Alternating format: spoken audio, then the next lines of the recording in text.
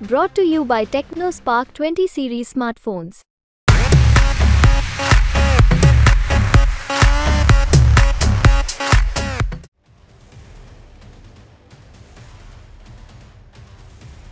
Iran और Israel का तनाव अब क्षेत्रीय संघर्ष के अलावा शिया और सुन्नी की लड़ाई में तब्दील होता नजर आ रहा है। सुन्नी बहुल खाड़ी देश शिया बहुल ईरान के हमले की न सिर्फ निंदा कर रहे हैं बल्कि अमेरिका और इजराइल का साथ भी दे रहे हैं। अगर देखा जाए तो बीते कुछ महीनों से मध्य पूर्व जंग का अखाड़ा बना हुआ है। गाजा में हमास और इजराइल के बीच तो 6 महीने से जंग चल रही, वहीं इस बीच अब ईरान और इजराइल के बीच भी युद्ध का खतरा बढ़ गया है। ईरान ने 14 अप्रैल की रात को इजराइल पर 300 से ज्यादा मिसाइलों और ड्रोन से हमला किया था।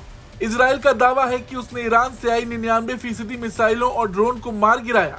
वहीं ईरान का कहना है कि उसका मकसद अब पूरा हो चुका है और अब और हमला करने की जरूरत नहीं, लेकिन इजराइल का कहना है कि ईरानी हमले का जवाब दिया जाएगा। ईरान ने यह हमला 1 अप्रैल को सीरिया की राजधानी दमिश्क में उसके कॉन्सुलेट पर हुई एयर स्ट्राइक के जवाब में किया था। कॉन्सुलेट पर हुए हमले में ईरानी सेना के टॉप कमांडर की मौत हो गई थी। हालांकि देखा जाए तो ये लड़ाई अब क्षेत्रीय संघर्ष के अलावा शिया और सुन्नी की लड़ाई में बदलती जा रही है। एक अनुमान के मुताबिक दुनिया भर में 1.5 अरब से ज्यादा मुसलमान, इनमें से लगभग 20% मुस्लिम मध्य पूर्व और खाड़ी देशों में रहते हैं। इनमें भी सबसे ज्यादा आबादी सुन्नी मुसलमानों की है। मिस्र, जॉर्डन, सऊदी अरब जैसे मुल्कों में सुन्नी आबादी 90% से ज्यादा है। ईरान की 90 से 95% आबादी शिया मुसलमानों की है। इसके अलावा Iraq, Kuwait, Yemen, Lebanon, Qatar और सीरिया जैसे देशों में शियाओं की अच्छी खासी आबादी है। ईरान खुद को शिया मुसलमानों के लीडर के तौर पर पेश करने की कोशिश करता है और मध्य पूर्व में अपना दबदबा बनाए रखने के लिए शिया बहुल देशों के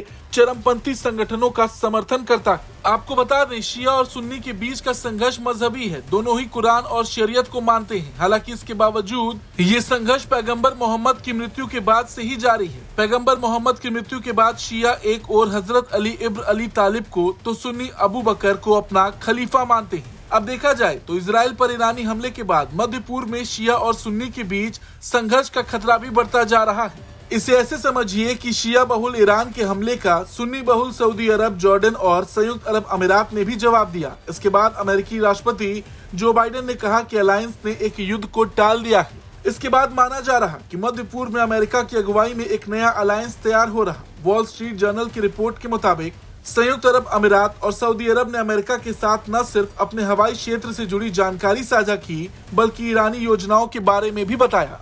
जानकार मानते हैं कि कई दशकों से मध्य पूर्व में सुन्नी बहुल देशों और ईरान के बीच तनाव रहा है। मध्य पूर्व में ईरान अपना दबदबा कायम करने की कोशिश में जुटा है और इसे ही सुन्नी बहुल देश रोकना चाहते हैं। ईरान के जवाबी हमले को रोकने के पीछे मध्य पूर्व के इन तीनों की एक मंशा भी ये भी हो सकती है। इतना ही नहीं, ईरान को छोड़ दिया जाए तो मध्य पूर्व के कई देशों का रवैया भी ईरान और अमेरिका के प्रति नरम रहा है। संयुक्त अरब अमीरात और इजराइल के बीच 4 साल पहले राजनयिक संबंध सामान्य हो गए थे, जबकि सऊदी अरब और इजराइल के बीच संबंधों को सामान्य करने के लिए बातचीत चल रही थी कि हमास ने 7 अक्टूबर को हमला कर दिया।